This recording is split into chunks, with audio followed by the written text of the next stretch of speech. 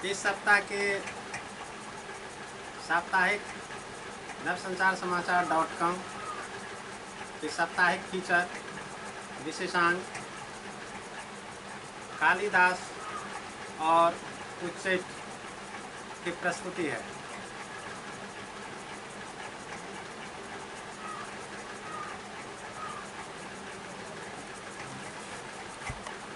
इसमें हम पृष्ठभूमि, कालिदास के जन्मभूमि पर मतांतर, इसमें दो बड़े विद्वानों को हमने लिया है, मुरलीधर भट्टाराय और भीष्म कुकरेती के विचार हम प्रस्तुत करेंगे। रचनाओं की धारणा क्या है, कालिदास की जो रचनाएं उसकी धारणा क्या है, वाद विवाद, पक्ष प्रतिपक्ष, कालिदास की रचनाओं की खास बातें और महर्षि वेदव्यास जन्मेजय के साथ जो प्रश्न उत्तर हुआ है उसके अनुसार पीठ स्थान कितना है, क्योंकि हम पीठ स्थान भगवती उच्चैठ भगवती स्थान पीठ पर भी विचार करेंगे। और बिहार में 10 शक्ति पीठ है, उस पर भी हम चर्चा करने जा रहे हैं। यानी कालिदास उच्चैठ भगवती स्थान पर उच्चैठ भगवती स्थान को क्लियरेंस करने के लिए, स्पष्टीकरण करने के लिए 169 पीठों पर सरसरी नजर डालेंगे। तो हम चलते हैं कालिदास के अनमोल वचन से। पृथ्वी पर 3 रत्न हैं, 3 रत्न माने jewels of the earth, water, grain and statement. यानी पृथ्वी पर 3 रत्न हैं, जल, अन्न और सुभाषित, अच्छे अनमोल वचन, बढ़िया वचन। लेकिन पृथ्वी के जो मूढ़ व्यक्ति हैं वो इसे पत्थर के टुकड़े को रत्न कहते हैं, यानी ज्वेल्स कहते हैं। उनके इस अनुसार पत्थर ज्वेल्स होता है। दूसरा स्टेटमेंट है, उदय होते समय सूरज लाल होता है और अस्त होते समय भी उसी समय भी लाल होता है। उसी तरह संपत्ति या विपत्ति, महान पुरुषों में एक रूपता होती है। कालिदास का तीसरा स्टेटमेंट है, विश्व महापुरुष को ढूंढता है, न कि महापुरुष विश्व को ढूंढते हैं। वर्तमान में विश्व ही, ये कहावत सही है, जो विश्व ही महापुरुष ढूंढते हैं। और 2020 की जो समय है वो पूरे विश्व में महान व्यक्ति से खाली हो चुका है। तो चलते हैं कालिदास की जन्मभूमि। संस्कृत विद्वानों के अनुसार महाकवि कालिदास का जन्म महासिद्धपीठ कालीमठ के निकट कविल्ठा ग्राम में हुआ था।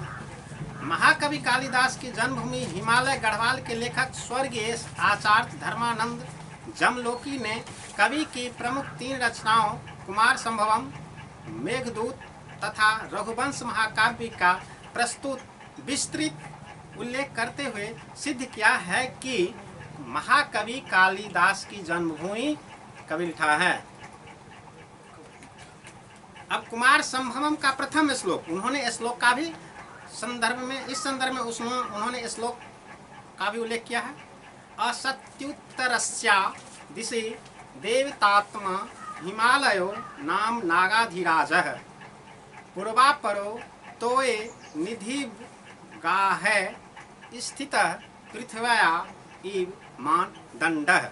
यानी ये कुमार संभव का प्रथम श्लोक है। इन पुस्तकों में जो हिमालय के वन, पर्वत, नदी, प्रपातों, जड़ी बूटियों, वृक्षों, यज्ञ, किन्नरों का जिस सूक्ष्मता से वर्णन के साथ वैवाहिक रीति रिवाजों का वर्णन किया गया है वह आज भी विद्यमान है। महाकवि की कालजयी गीत काव्य मेघदूत में यज्ञ और सावन के उमड़ते मेघ के साथ नवविवाहिता के प्रणय संदेश दिया है। इससे माना जा सकता है कि जीविकोपार्जन हेतु महाकवि ने अपनी जन्मभूमि से पलायन किया होगा। इस रचना में हरिद्वार कनखल से लेकर हिमालय की ऊंची गिरी कंदराओं, यहाँ की नारी सौंदर्य का जो रमणीय चित्रण किया गया है। महाकवि की रचना रघुवंश महाकाव्य में पार्वती परमेश्वर की वंदना से आरंभ होकर प्रायः हिमालय की गिरी कंदराओं के इर्द गिर्द का वर्णन देखने में आता है। कण्व ऋषि आश्रम में पालित शकुंतला का जीवन प्रायः पहाड़ के जंगल प्रांतों के परिवृत्त रहा। मेनका पुत्री शकुंतला का जन्म महर्षि विश्वामित्र के आश्रम में हुआ था। रुद्रप्रयाग के ऊखीमठ तहसील के एक गांव है कविल्ठा, और यह गांव की महाकवि कालिदास की जन्मस्थली है। महाकवि कालिदास नामक पुस्तक में पंडित सदानंद जमखोला ने लिखा है कि महाकवि कालिदास गढ़वाल की मंदाकिनी घाटी के कविल्ठा के मूल निवासी थे। बालकृष्ण शास्त्री ने अपनी पुस्तक कालिदास में उन स्थानों का वर्णन किया है जिसका उल्लेख महाकवि कालिदास ने मेघदूत और कुमार संभवम में किया है। कालिदास साहित्य के व्याख्याकार डॉक्टर भगवत शरण उपाध्याय के अनुसार कालिदास का जन्म अलका में हुआ था और यह स्थान अलकनंदा व मंदाकिनी के बीच फूलों की घाटी के आसपास ही हो सकता है। उनका भी मत है कि महाकवि कालिदास का जन्म हिमालय के कविल्ठा में ही हुआ है और उन्होंने मालवा को अपना कर्म स्थान बनाया।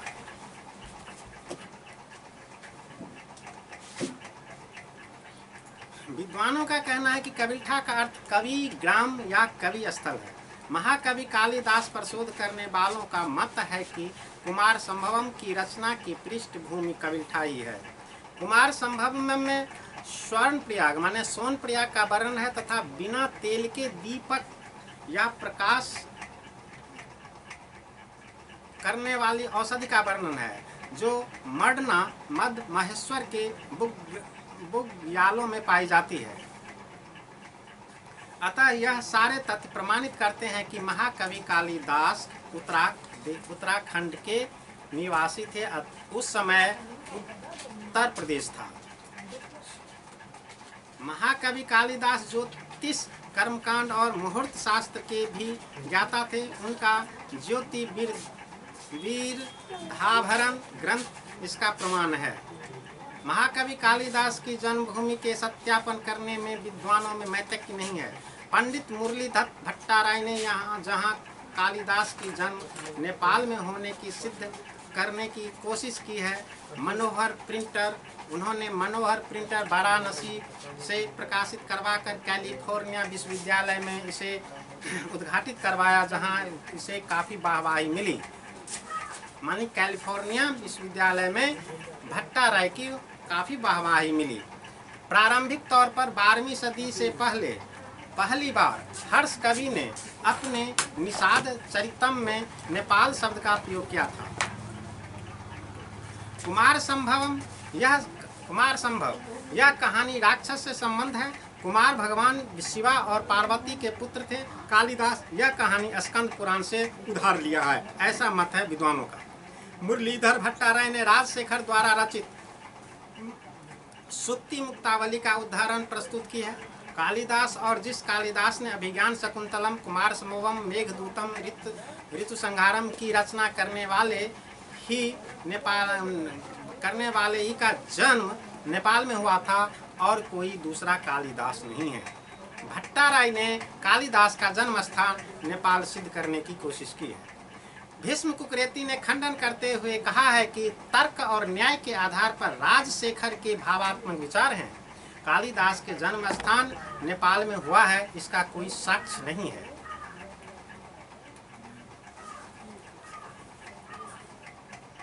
नेपाल और उज्जैन भी इसी तरह है।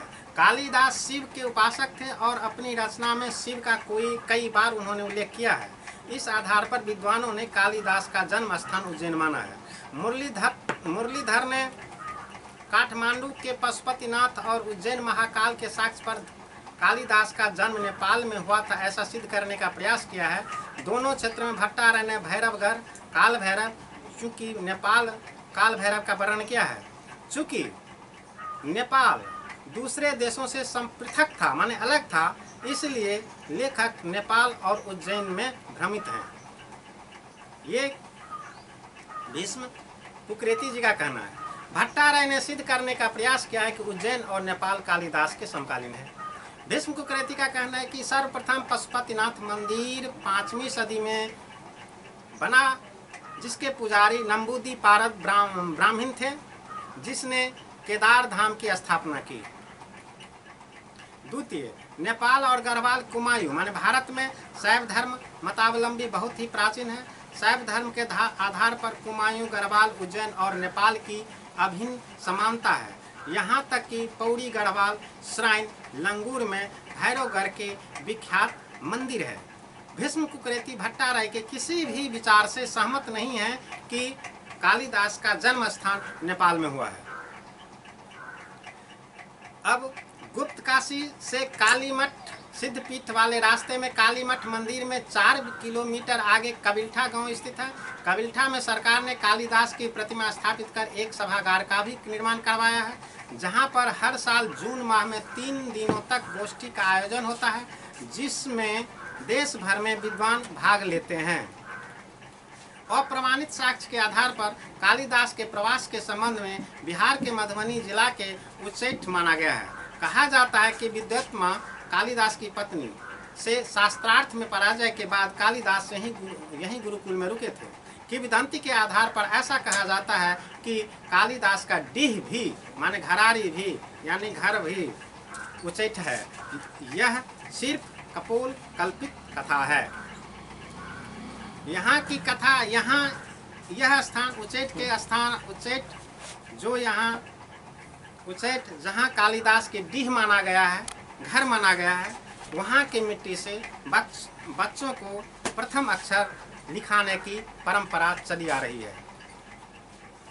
और अंत में ऐसा कहा जाता है कि कालिदास की श्रीलंका में हत्या कर दी गई थी।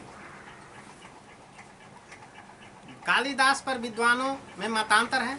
सत्यापन कर पाना संभव नहीं है, क्योंकि एक विद्वान को किसी भी राष्ट्र में हत्या कर देना एक संशय है। अब कालिदास के फिर हम एक अनमोल वचन लेते हैं। उनके वचन माने उनके स्टेटमेंट। शत्रु के छिद्र अर्थात दोष या कमजोरी को देखकर उसी पर आघात करने में विजय मिलती है।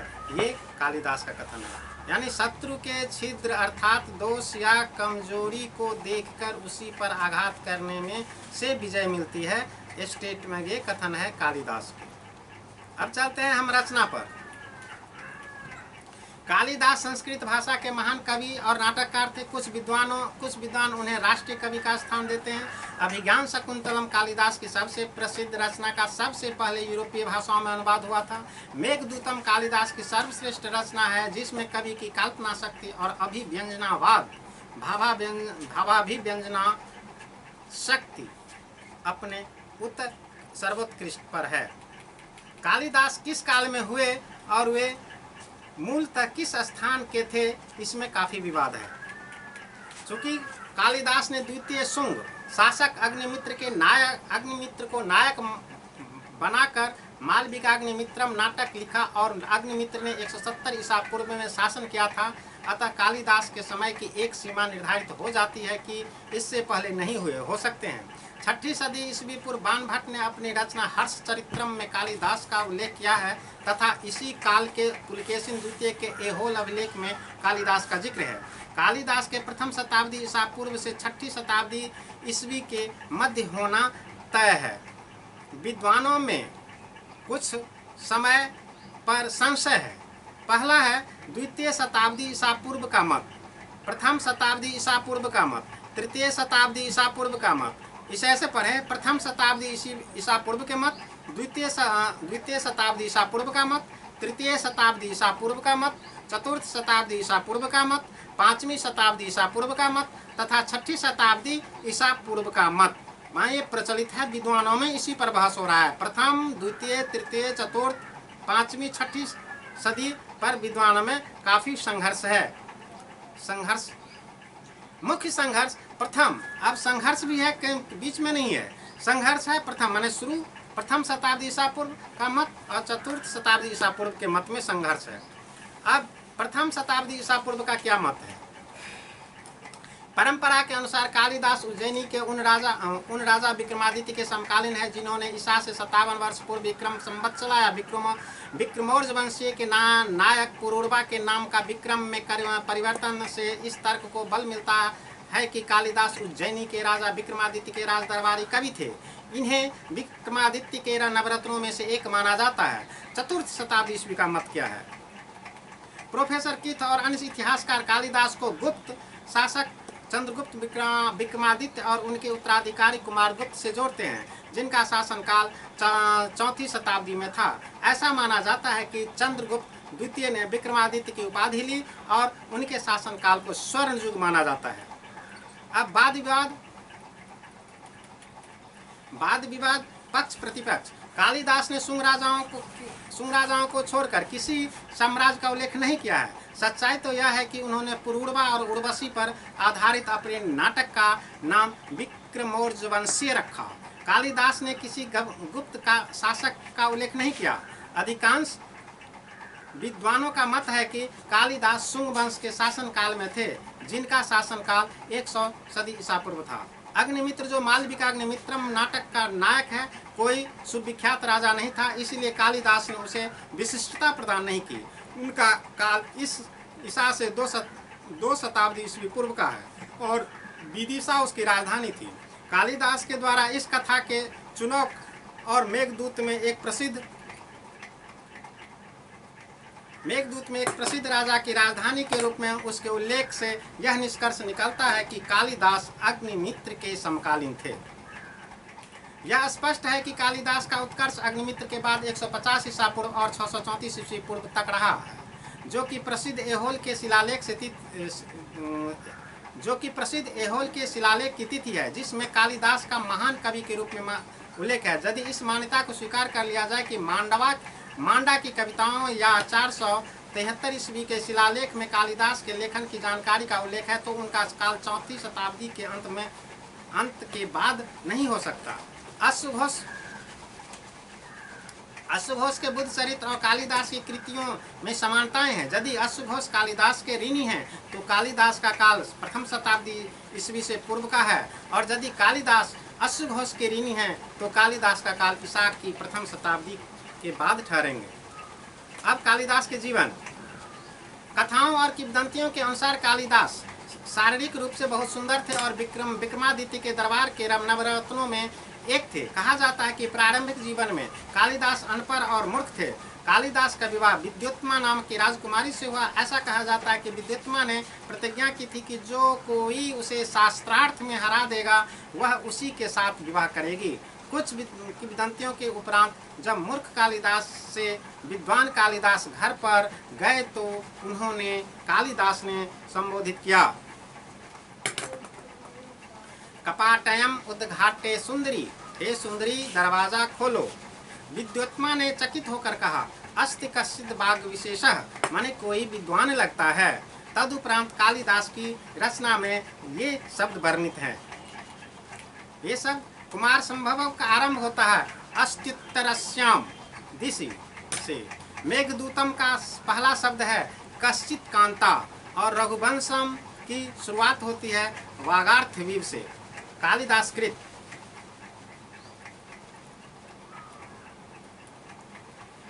कालिदास कृत 3 नाटक रूपक है, जैसे अभिज्ञान शकुंतलम, विक्रमोर्जवंशीय और मालविकाग्निमित्रम। 2 महाकाव्य है रघुवंशम और कुमार संभवम, और 2 खंड काव्य है मेघदूतम और ऋतु संहार।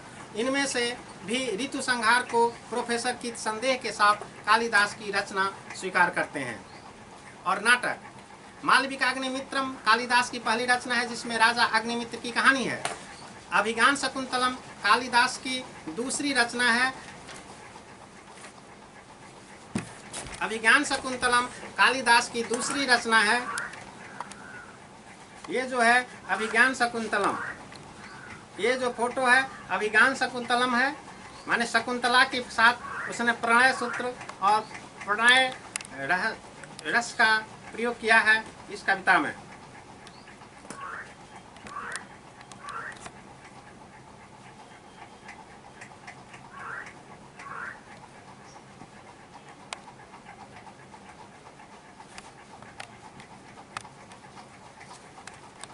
तो दूसरी रचना है, इस नाटक का अनुवाद अंग्रेजी और जर्मन के अलावा दुनिया के अनेक भाषाओं में हुआ है।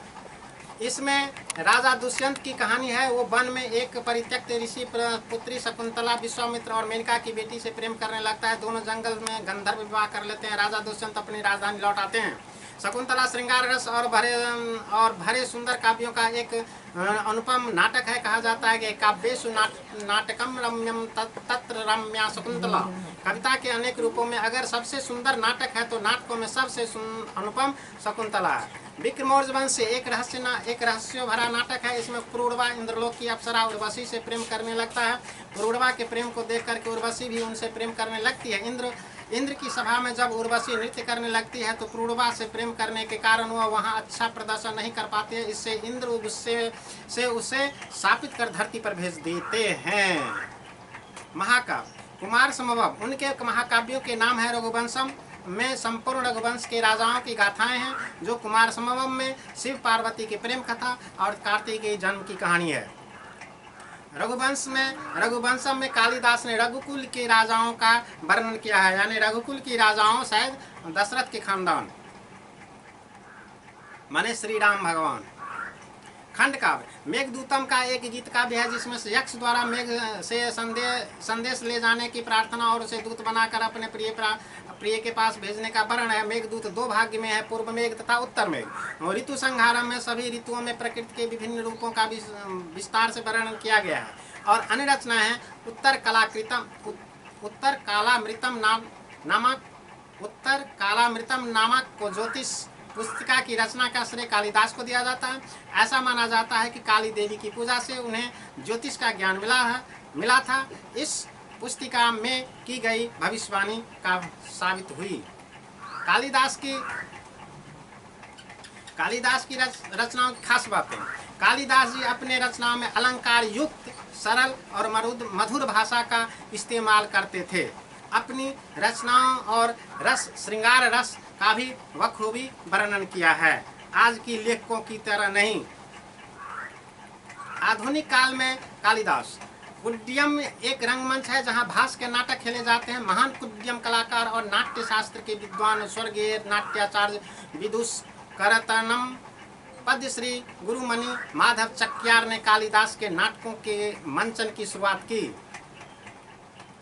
कालिदास को लोकप्रिय बनाने में दक्षिण भारतीय भाषाओं के फिल्मों का काफ़ी योगदान है। बी शांताराम ने शकुंतला पर आधारित फिल्म बनाई थी। ये फिल्म इतनी प्रभावशाली थी कि इस पर आधारित अनेक भाषाओं में कई फिल्में बनाई गई।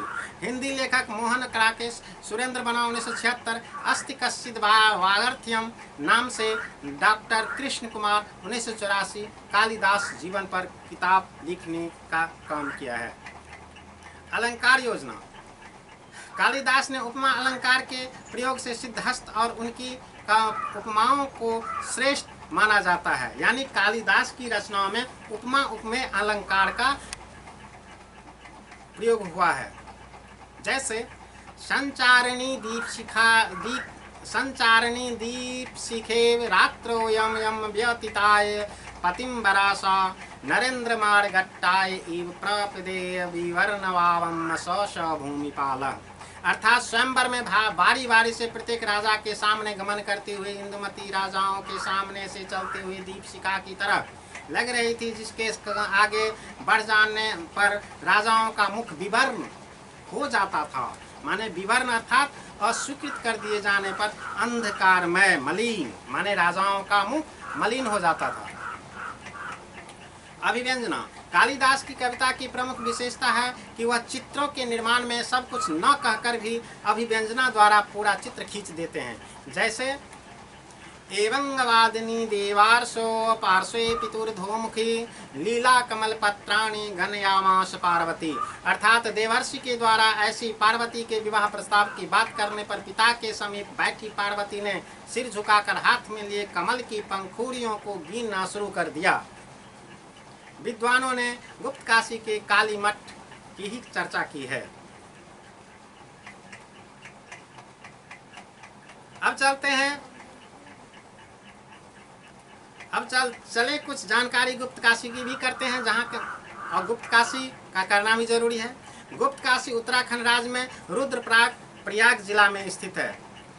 5 प्रकार के काशी है: देवप्रयाग, रुद्रप्रयाग, कर्णप्रयाग, नंदप्रयाग और विष्णुप्रयाग। रुद्रप्रयाग से मंदाकिनी नदी के किनारे गुप्त काशी का मार्ग है। कुल दूरी लगभग 35 किलोमीटर है। जहां चढ़ाई आरंभ होती है वहां अगस्त मुनि का मंदिर है। सामने वानासुर की राजधानी सोनितपुर के भग्नावशेष है। गुप्त काशी की गुहे काशी भी कहते हैं। 3 काशियाँ प्रसिद्ध हैं: भागीरथी किनारे उत्तर काशी, दूसरी गुप्त काशी और तीसरी वाराणसी। गुप्त काशी में एक कुंड है जिसका नाम है मणिकर्णिका कुंड। इसमें 2 जलधाराएं हैं जो गंगा और यमुना नाम से अभिहित है। कुंड के सामने विश्वनाथ का मंदिर है। इससे मिला हुआ अर्धनारेश्वर मंदिर है। काली मठ समुद्र तल से 6000 फीट मान 1800 मीटर की ऊंचाई पर इस हिमालय के सरस्वती नदी के किनारे ऊखी मठ और गुप्त काशी के समीप अवस्थित है। देवकाली श्रीमद् देवी भागवत के अनुसार 108 शक्तिपीठ है। ऊपरी भाग धारी देवी के नाम से पूजे जाती हैं और शेष भाग काली मठ, जहाँ काली ने रक्त बीज का संहार की थी। काली मठ ही एक ऐसा स्थान है जहाँ काली अपनी बहन लक्ष्मी और सरस्वती के साथ पूजी जाती हैं, लेकिन काली मठ में मूर्ति नहीं पूजे जाते हैं। और कुछ जानकारी कालिदास की पत्नी विद्युत्मा से संबंधित। विद्युत्मा उज्जैन के प्रसिद्ध राजा विक्रमादित्य की बेटी थी। विक्रमादित्य गुणों की माला गुण मंजरी कहलाती थी। विद्युत्मा के पढ़ाने के लिए आचार्य वरारुचि जैसे विद्वान को नियुक्त किए गए थे। अपने समय के 12 गुण मंजरियों की शिष्या थी विद्युत्मा। भगवती स्थान उच्चैठ। अब भगवती स्थान उच्चैठ मधुबनी जिला के बेनीपट्टी अनुमंडल के से मात्र 4 किलोमीटर की दूरी पर पश्चिम दिशा की ओर स्थित है। यह स्थान मिथिला में एक प्रसिद्ध सिद्धपीठ के नाम से जाना जाता है। भगवती मंदिर के गर्भगृह में मां दुर्गा की स्थित मां दुर्गा सिंह पर कमल के आसन पर विराजमान है। दुर्गा मां सिर्फ कंधे तक दिखाई देती है, इसीलिए इन्हें छिन्नमस्तिका दुर्गा भी कहा जाता है। मां दुर्गा मंदिर के पास ही एक बहुत बड़ा शमशान है, जहां कहा जाता है कि भगवान राम जनकपुर की यात्रा के समय यहां आए थे। इस स्थान की प्रामाणिकता संदेहास्पद है। शक्तिपीठ में भी इस स्थान का नाम नहीं है। देखें हम 169 जो शक्तिपीठ मैंने कलेक्ट की है, संग्रह की है, उसमें कहीं उच्चैठ भगवती का स्थान है या नहीं है। पवित्र शक्तिपीठ पूरे भारतीय उपमहाद्वीप पर स्थापित है। देवी पुराण में 51 शक्तिपीठों का वर्णन है। देवी भागवत में जहाँ 108 और देवी गीता में 72 शक्तिपीठों का वर्णन मिलता है, वहीं तंत्र चूड़ामणि में 52 शक्तिपीठ बताए गए हैं। देवी पुराण में 51 शक्तिपीठ की चर्चा की गई है। इन 51 शक्तिपीठों में से कुछ देव विदेश में भी हैं। वर्तमान में भारत में 42, पाकिस्तान में 1, बांग्लादेश में 4 और श्रीलंका में 1, तिब्बत में 1 तथा नेपाल में 2 शक्तिपीठ है। चलते हैं अब शक्तिपीठों के कंधे पर। कैसे बने शक्तिपीठ? पढ़े पौराणिक कथा। अब शक्तिपीठ कैसे बने? देवी सती के भस्म हुए शरीर को अपने कंधे पर लेकर के भगवान शिव तांडव कर रहे थे। विश्व कल्याण हेतु श्री विष्णु ने देवी सती के शरीर पर सुदर्शन चक्र के प्रहार से उसे कई भागों में विभक्त कर दिया। शक्तिपीठों की संख्या अलग अलग है, कहीं 51 है तो कहीं 52 है। देवी भागवत में 108 पीठों का वर्णन किया गया है, जैसे तंत्र चूड़ामणि, अंग भैरवादि। अब चलते हैं किरीट। एक शक्तिपीठ में किरीट शक्तिपीठ पश्चिम बंगाल के हुगली नदी के तट पर लालबाग कोट पर स्थित है। यहाँ सती माता के किरीट यानी शिराभूषण या मुकुट गिरा था। कात्यायनी शक्तिपीठ वृंदावन मथुरा के भूतेश्वर में स्थित है। कात्यायनी वृंदावन शक्तिपीठ जहाँ सती का केश पास गिरे थे। करवीर शक्तिपीठ जहाँ महाराष्ट्र के कोल्हापुर में स्थित है, जहाँ शक्तिपीठ माता का त्रिनेत्र गिरा था। यहाँ की शक्तिपीठ महिषासुर मर्दिनी तरफ भैरव क्रोधशीष है। श्री पर्वत शक्तिपीठ, इस शक्तिपीठ को लेकर विद्वान में मतांतर है। कुछ विद्वानों का मानना है कि इस पीठ का मूल स्थल लद्दाख है, जबकि कुछ का मानना है कि यह असम के सिलहट में है, जहां माता सती का दक्षिण तल्प यानी कनपट्टी गिरी थी। विशालाक्षी शक्तिपीठ उत्तर प्रदेश वाराणसी के मीरघाट पर स्थित है। शक्तिपीठ जहां माता का दाहिने कान के मणि गिरे थे। गोदावरी शक्तिपीठ आंध्र प्रदेश के कब्बूर में गोदावरी तट पर स्थित है, जहाँ शक्तिपीठ यह शक्तिपीठ जहाँ माता का वामगंड यानी बायां कपोल गिरा था। सुचिंद्रम शक्तिपीठ तमिलनाडु कन्याकुमारी के त्रिसागर संगम तट पर स्थित है। यहाँ सूची शक्तिपीठ जहाँ सती के मतांतर से पृष्ठ भाग गिरे थे। पंचसागर शक्तिपीठ, इस शक्तिपीठ का कोई निश्चित स्थान ज्ञात नहीं है, लेकिन यहाँ माता के नीचे के दांत गिरे थे, अतः यहाँ की नीचे के दांत गिरे थे। ज्वालामुखी शक्तिपीठ हिमाचल प्रदेश के कांगड़ा में स्थित है। यहाँ यह शक्तिपीठ जहाँ माँ सती का जीभ गिरी थी। भैरव पर्वत शक्तिपीठ, इस शक्तिपीठ को लेकर के विद्वान में मतभेद है। कुछ गुजरात के गिरिनार के निकट भैरव पर्वत को, तो कुछ मध्य प्रदेश के उज्जैन के निकट क्षिप्रा नदी तट पर वास्तविक शक्तिपीठ मानते हैं। यहाँ जहाँ माता का ऊपर का ओष्ठ गिरा था। 28 शक्तिपीठ पश्चिम बंगाल के लाभपुर में स्थित है, जहां माता का अध्रोष्ट यानी नीचे का होठ गिरा था। जन स्थान शक्तिपीठ महाराष्ट्र नासिक के पंचवटी में स्थित है। जनमानस शक्तिपीठ यहाँ माता का टुड्डी गिरी थी। कश्मीर शक्तिपीठ या अमरनाथ शक्तिपीठ जम्मू कश्मीर के अमरनाथ में स्थित है। यह शक्तिपीठ जहाँ माता का कंठ गिरा था। यहाँ की शक्ति महामाया तथा भैरव त्रिसंधेश्वर है। नंदी शक्तिपीठ पश्चिम बंगाल के सन्निथा में स्थित है। यह पीठ जहां देवी की देह का कंठहार गिरा था। शैल शक्तिपीठ आंध्र प्रदेश के कुरनूल के पास स्थित है। इस जहां माता की ग्रीवा गिरी थी। नलहट्टी शक्तिपीठ पश्चिम बंगाल के बोलपुर में नलहट्टी शक्तिपीठ है, जहां माता की उदर नली गिरी थी। मिथिला शक्तिपीठ, अब आइए मिथिला शक्तिपीठ जहाँ की उच्चैठ का आप लोग उच्चैठ का वर्णन करते हैं, उसका भी यहाँ पर क्लियरेंस करना जरूरी है। मिथिला शक्तिपीठ का जो वर्ण है, इसका निश्चित स्थान अज्ञात है। स्थान को लेकर के मतांतर है। 3 स्थानों पर मिथिला शक्तिपीठ को माना जाता है। वह है नेपाल के जनकपुर, बिहार के समस्तीपुर और सहरसा, जहां माता का वाम स्कंद गिरा था। यहाँ की शक्तिपीठ उमा महादेवी तथा भैरव महोदर है। रत्नावली शक्तिपीठ बंगाल पंजिका के अनुसार यह तमिलनाडु के चेन्नई में स्थित है। रत्नावली शक्तिपीठ जहां माता का दक्षिण स्कंद गिरा था। अंबाजी शक्तिपीठ गुजरात जूनागढ़ के गिरनार पर्वत के शिखर पर देवी अंबिका का विशाल मंदिर है। यहाँ माता का उदर गिरा था। जालंधर शक्तिपीठ पंजाब के जालंधर में स्थित है, जहाँ यहाँ माता का वाम स्तन गिरा था।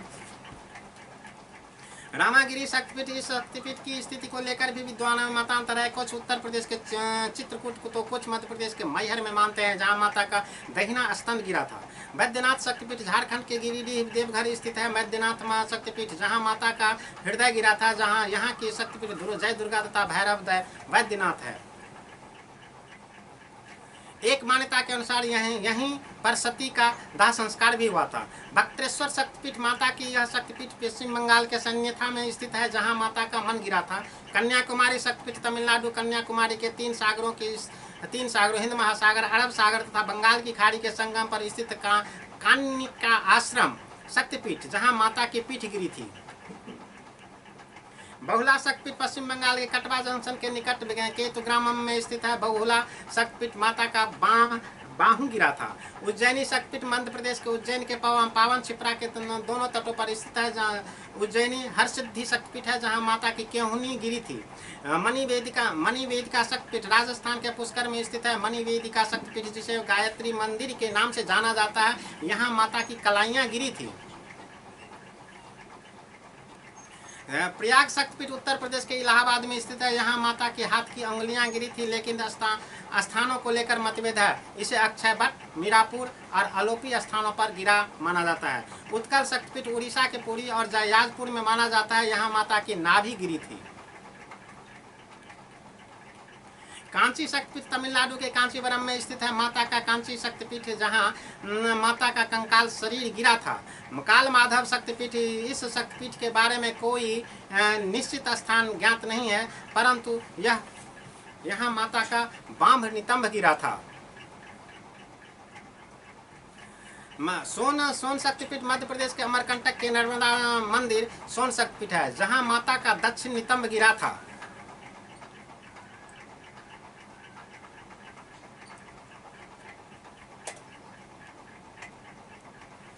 कामाख्या शक्तिपीठ कामगिरी असम गुवाहाटी के कामगिरी पर्वत पर स्थित है। यह शक्तिपीठ जहाँ माता की योनि गिरी थी।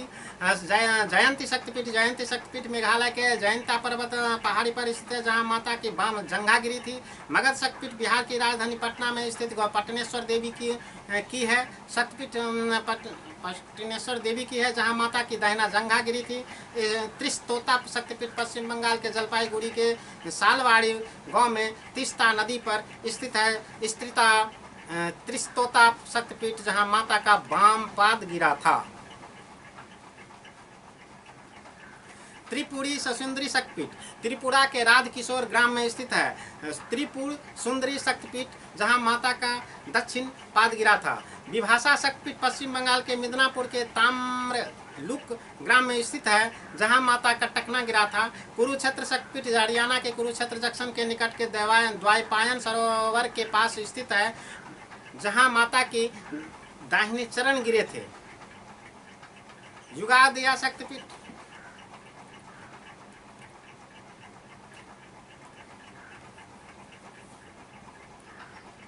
युगादिया शक्तिपीठ क्षीरग्राम शक्तिपीठ पश्चिम बंगाल में वर्धमान जिले के क्षीरग्राम में स्थित है जहां माता के दाहिने चरण का अंगूठा गिरा था। विराट अंबिका शक्तिपीठ राजस्थान के गुलाबी नगर जयपुर के वैराट ग्राम में स्थित है जहां माता की दाहिने पैर की उंगलियां गिरी थी। कालीघाट शक्तिपीठ पश्चिम बंगाल कोलकाता कालीघाट में काली मंदिर के नाम से प्रसिद्ध है जहां माता के दाहिने पैर के अंगूठे को छोड़ अन्य सभी उंगलियां गिरी थी। मानस शक्तिपीठ तिब्बत के मानसरोवर तट पर स्थित है जहां माता की दाहिने हाथ गिरी थी।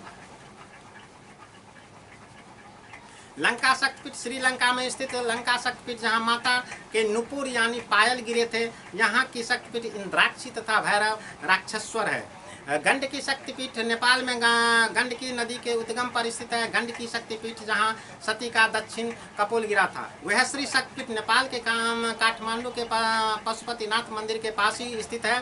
गुहेश्वरी शक्तिपीठ जहां माता सती के दोनों घुटने गिरे थे। हिंगलाज शक्तिपीठ पाकिस्तान के बलूचिस्तान प्रांत में स्थित है जहां माता के ब्रह्मरंध्र गिरा था। गुहेश्वरी शक्तिपीठ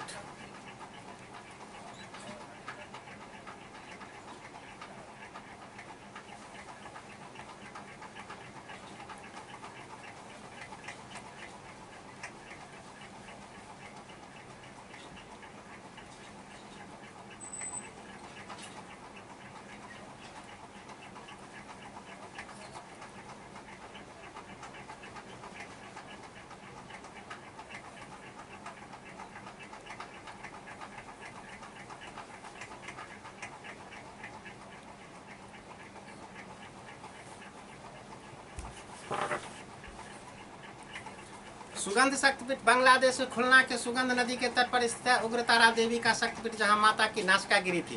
करतोया शक्तिपीठ बांग्लादेश के भवानीपुर के बेगरा में करतोया नदी के तट पर स्थित है। करतोया शक्तिपीठ जहां माता की बाम तल्प गिरी थी। चट्टल शक्तिपीठ बांग्लादेश के चटगांव में स्थित है। चट्टल का भवानी शक्तिपीठ जहां माता की दाहिने भुजा गिरी थी।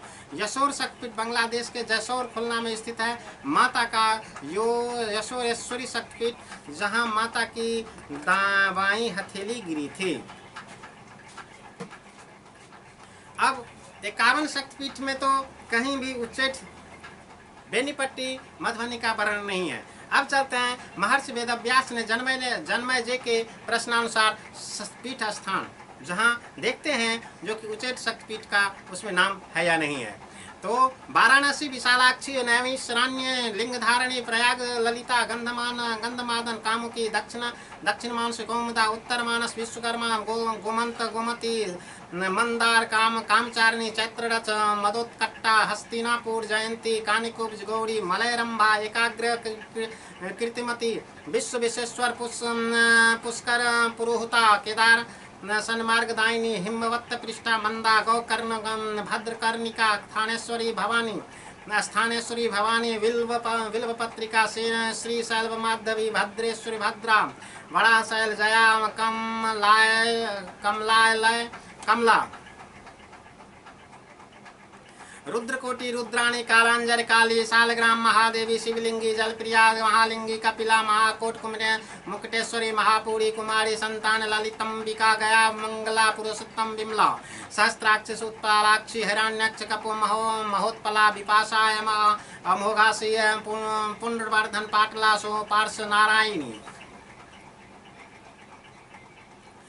त्रिकूट रुद्र सुंदरी विपुला विपुल विपुला मलयाचल कल्याणी सहाद्री एक वीरा हरिश्चंद्र चंद्रिका राम तीर्थ रमणी यमुना मृगावता कोटि तीर्थ कोटिवी मधुबन सुगंधा गोदावरी त्रिसंध्या गंगद्वार रति प्रिया शिवचुंडा सुवा नंदा देविका तट नंदनी द्वारावती रुक्मणी वृंदावन राधा मथुरा देविकी परमेश्वरी चित्रकूट सीता विंध्य विंध्यवासिनी कर्मवीर महालक्ष्मी विनायक उमा देवी वैद्यनाथ अरोज्या महाकाल महेश्वरी सूष्ण तीर्थ उभया विंध्य पर्वत नितंबा मांडव्य माहेश्वरी स्वाहा छगलंद प्रचंडा अमरकंटक चंडिका सोमेश्वर बरारोह प्रभास पुष्करावती सरस्वती देवमाता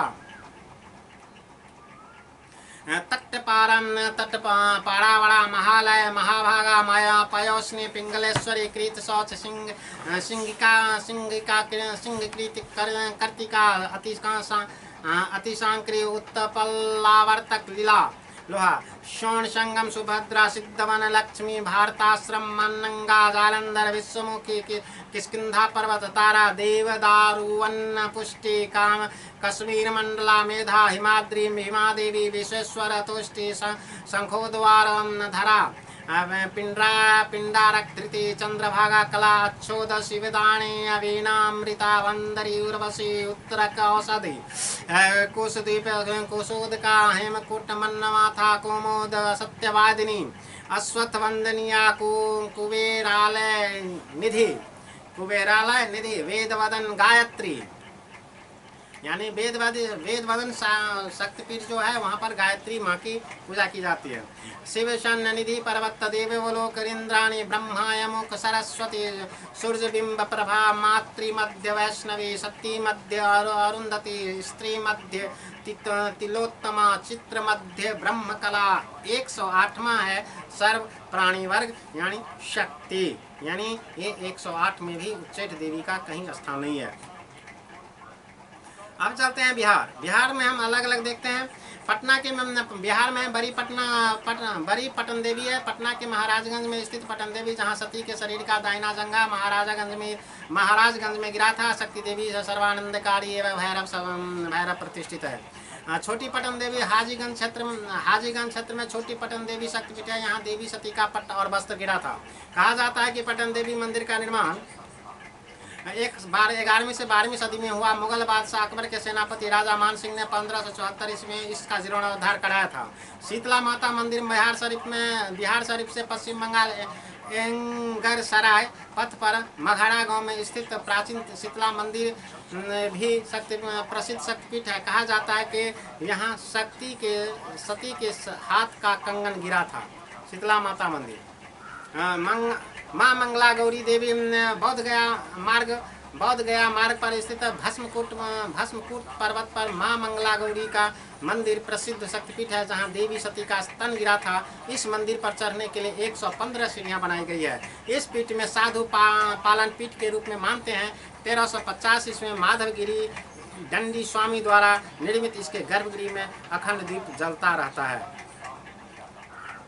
चामुंडा नवादा रो कौआ कोल पर मार्ग पर रूपौ गांव में स्थित चामुंडा मंदिर प्रसिद्ध शक्तिपीठ है। मान्यता है कि देवी सती का सिर यहीं कटकर गिरा था। मार्कंडेय पुराण के अनुसार चंडमुंडी के वध के बाद ही देवी दुर्गा चामुंडा के नाम से प्रसिद्ध हुई। अंबिका भवानी छपरा पटना मुख्य मार्ग पर आमी स्थित अंबिका भवानी मंदिर प्राचीन धार्मिक स्थल है। कहा जाता है कि देवी सती के पिता दक्ष प्रजापति का यहाँ राज्य था। देवी सती के दाह के बाद भगवान विष्णु ने जब चक्र से उनके अंगों को काट करके अलग अलग कर दिया गया था और उनके अंग जिस स्थान पर गिरे वह शक्तिपीठ बन गया, लेकिन माँ सती का शरीर का भस्म यहीं रह गया। दुर्गा सप्तशती के अनुसार यहाँ राजा सूरथ ने भगवती की पूजा यहीं शुरू की थी। माँ ताराचंडी सासाराम से 6 किलोमीटर की दूरी पर कैमूर पहाड़ी की गुफा में ताराचंडी माँ का मंदिर है, जो 51 शक्तिपीठों में एक है। परशुराम बालिका भगवती के रूप में प्रकट होकर के राजा सहस्त्रबाहुओं को प्रचारित किया था। इसी बालिका पर माँ ताराचंडी देवी का नाम पड़ा। ऐसा माना जाता है कि श्री राम के लिए हनुमान ने जिस पर्वत से संजीवनी बूटी लाई थी वह पर्वत यही है। यह भी अवधारणा है कि माँ सीता के ने यही महिषासुर को मारा था। ताराचंडी के अलावे यहाँ मुंडेश्वरी माँ की काले रंग की मूर्ति भी है। इसके अलावे कई और देवी देवताओं की मूर्तियाँ यहाँ स्थापित है। इस मंदिर के नज़दीक 4 झरने हैं जो सीता कुंड और मांझर कुंड के नाम से जाने जाते हैं। माँ चंडिका देवी मंदिर मुंगेर जिले में माँ चंडिका देवी मंदिर मुंगेर जिले में गंगा तट पर स्थित माँ चंडिका देवी का मंदिर भी प्रसिद्ध शक्तिपीठ है। इस स्थल पर माता सती की दायां से आंख गिरी थी। कहा जाता है कि यहाँ लंका विजय के बाद राम ने देवी की पूजा की थी। उग्रतारा स्थान सहरसा से 17 किलोमीटर दूर उग्रतारा शक्तिपीठ है, जहाँ देवी सती की बायां आंख गिरी थी। महर्षि वशिष्ठ ने चीना 4 विधि से देवी की घोर उपासना इस स्थल पर की थी। मंदिर का निर्माण मधुबनी के राजा नरेंद्र सिंह देवी की पत्नी रानी पद्मावती ने लगभग 500 वर्ष पूर्व करवाया था। मंदिर का मुख्य द्वार पश्चिम की ओर तथा छोटा द्वार पूर्व की ओर है। इस स्थान के उत्खनन में भगवान बुद्ध की प्रतिमा भी मिली है, जो पटना संग्रहालय में रखी गई है। 18वीं सदी के प्रसिद्ध दर्शनाचार्य मंडन मिश्र का जन्म इसी गांव में हुआ था। धीमेश्वर स्थान पूर्णिया से पश्चिम बनमनखी प्रखंड के धीमेश्वर स्थान स्थित छिन्नमस्तिका देवी का मंदिर है। यहाँ माता सती का हृदय गिरा था। इस स्थान को हृदय नगर के नाम से जाना जाता है। आस्था है कि धीमेश्वर स्थान में राजा कर्ण पूजा करते थे। यह स्थान संत शिरोमणि परमहंस श्री मेहिदास की भी जन्मस्थली है।